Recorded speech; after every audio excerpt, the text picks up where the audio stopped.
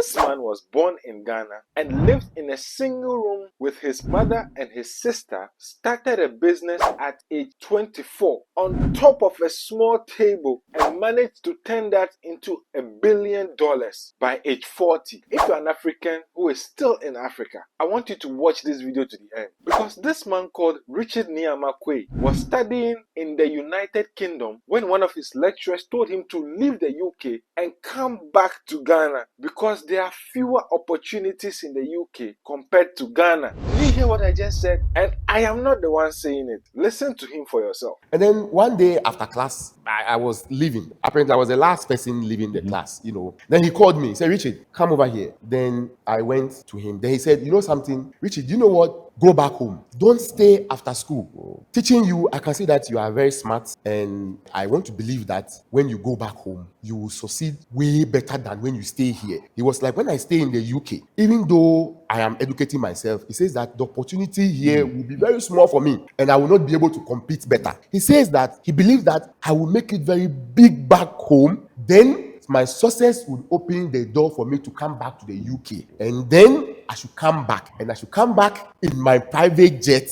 and come and pay him a visit. Richard Nii Armah Quaye marked his 40th birthday by getting himself a private jet, the most expensive car on the planet, and by holding a party that some have estimated to be worth at least $3 million.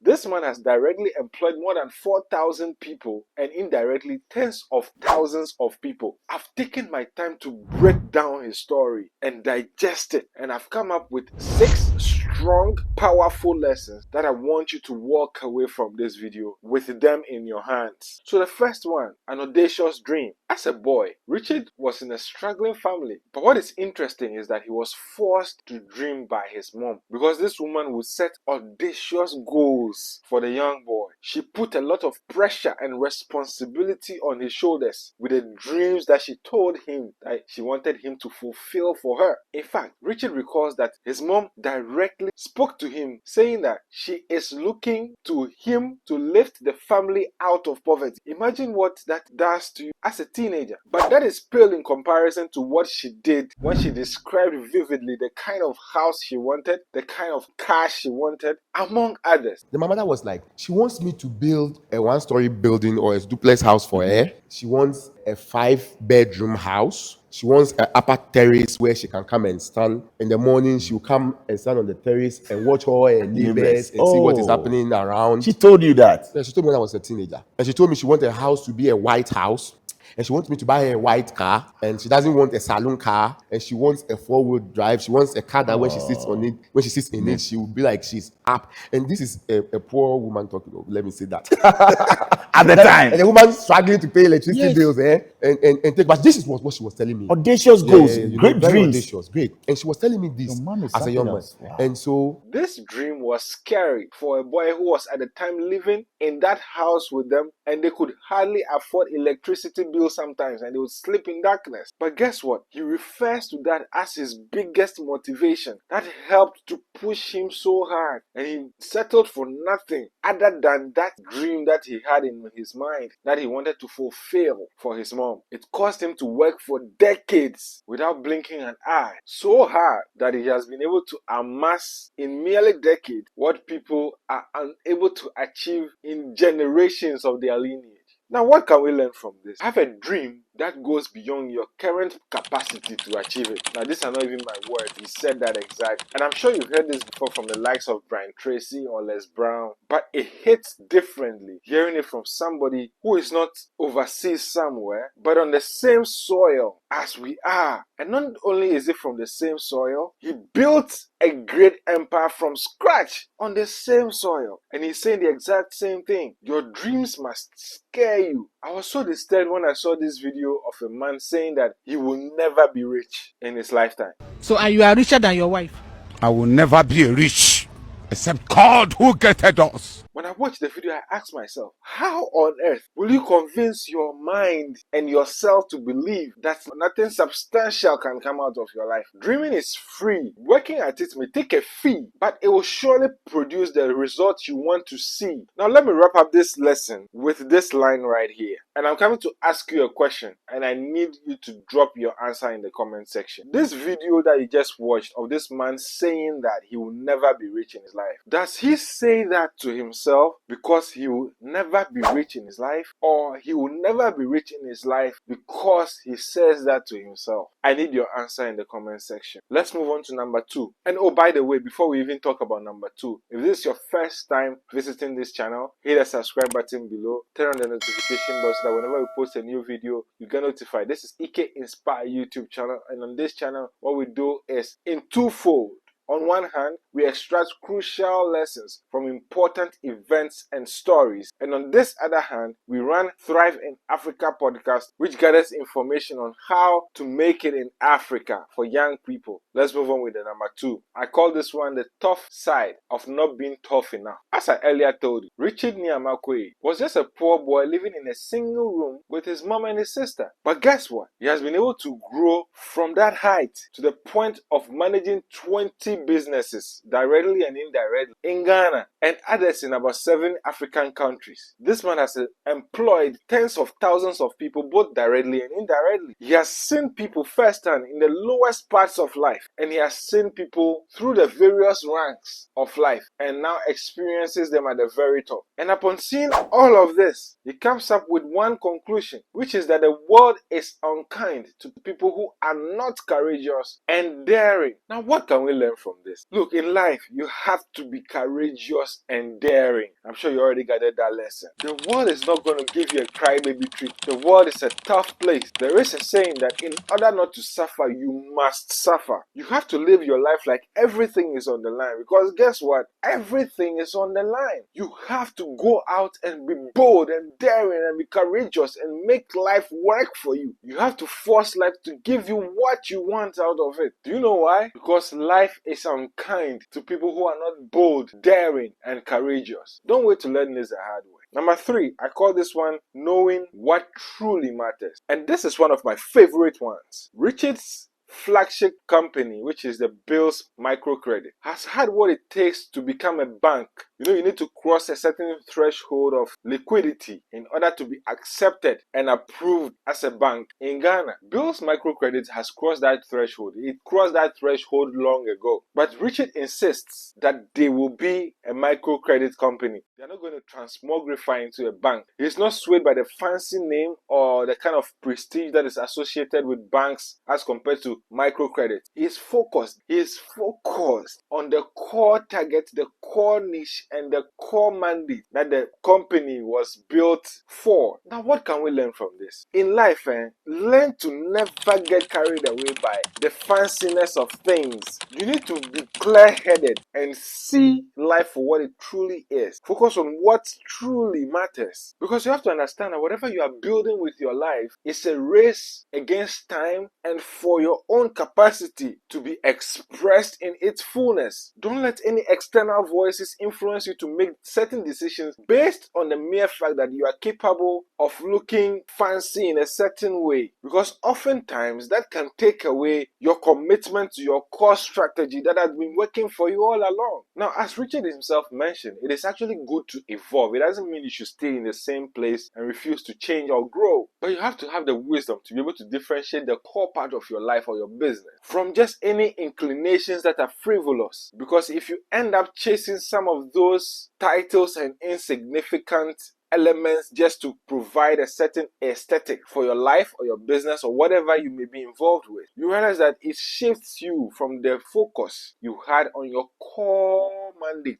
And when you do that, you are not growing, you're actually changing. You are changing the method that works for you. You are changing your strategy that has produced great results for you in the past. You are destroying a winning methodology. And so let that not be your story. You need to know what truly matters and focus on it. I call number 4 a new meaning of discipline. So that is number 4. Now this again is one of my favorite on the list. You may think of discipline as throwing away fun, making sure that you are not distracted, said, working hard every day, probably 6 to 6 or whatever, insisting on getting things done, which is great. But that is just one level according to Richard. Discipline is not only about working your heart out on project or having so many sleepless nights just to execute tasks. The side that is not talked about much is the discipline to stay committed on a certain path even if life happens and you get swayed. You don't get distracted and think that, okay, you are probably doing something that you're not supposed to be doing, and you dump the whole project to go and start something new. The discipline to stick to a project that is not necessarily working extremely well at the start especially, and not quitting it to go and get a job somewhere or anything. That discipline is the one that people don't even talk about the most, because that is one thing that makes a lot of people give up on their dreams. The discipline to keep going for that goal instead of stopping it to go and do something else. That is an incredible form of discipline. Or the challenge that most people do have from achieving their dreams is discipline or indiscipline. Sticking to the plan even when life happens. Consistency. When things are going bad, when things are challenging, sticking to the plan. That is the discipline. That is the difference. I think that. Now, what can we learn from this? Obvious, right? You have to stick to the plan. Learn to stick to the plan even when life happens, even when things don't go your way. You need to stick to the plan. There is a huge difference between a sign that it's time to abandon a certain project, it's time to abandon ship and move on, and a challenge that you need to work hard at and overcome. There's a huge difference between these, because if you end up changing your goal simply because of a challenge that you face, then you have a big problem on your hands. Do you know why? Because you may actually be expressing a lot of discipline, going through every day, working hard, working your heart out, using so much sweat and tears, and yet you will not be disciplined enough to stay on one path and ensure that the results are produced to the point that they become excellent results. And that's a big problem. The truth is, if you polish long enough, it doesn't matter the style of the shoe. Sometimes it doesn't even matter the color of the shoe. If you polish it hard enough, you polish it long enough, it will surely shine. But if you decide to stop polishing after a while, to go and polish a different shoe and a different shoe, at the end of the day, you have polished 10 shoes, but none of them is shining. This is a lesson I myself have learned the hard way, and I hope you don't. Number 5, I call this the vanity in money. Now, I've heard this before, but Richard Nii Armah Quaye has also confirmed that there's a level that you make money up to, and the amount doesn't count for anything any longer. What that means is that if you make an extra $5 million or $100 million, it doesn't excite you. By the way, think of making so much money that you make significant extra money and it doesn't actually excite you. What a place that will feel like. But anyway, let's not get distracted. But according to Richard, what now excites him and keeps him up and keeps him inspired and makes him want to go to work hard so that more money is made is that he is able to make so much impact in the lives of other people. So it's no more about himself, that he wants to make more money for himself, but the fulfillment he gets when he hears somebody talk about how his franchises and his initiatives have helped people being able to take care of their parents or things like that. That is what now excites the man. Now, what can we learn from this? Include an impact plan or a plan to make impact in everything that you are building.